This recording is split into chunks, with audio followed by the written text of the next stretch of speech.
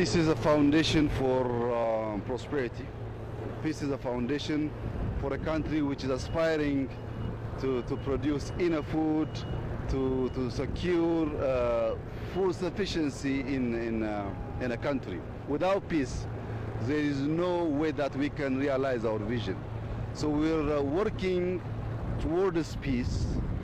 We are trying to convince TPLF to respect the law of the land, to respect the constitution, and to act as one state in Ethiopia.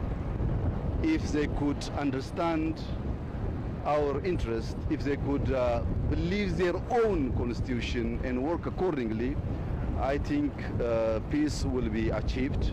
Of course, if there are lots of intervention from left and right, sometimes it's very difficult. So Ethiopians should understand we can solve our own issue by ourselves.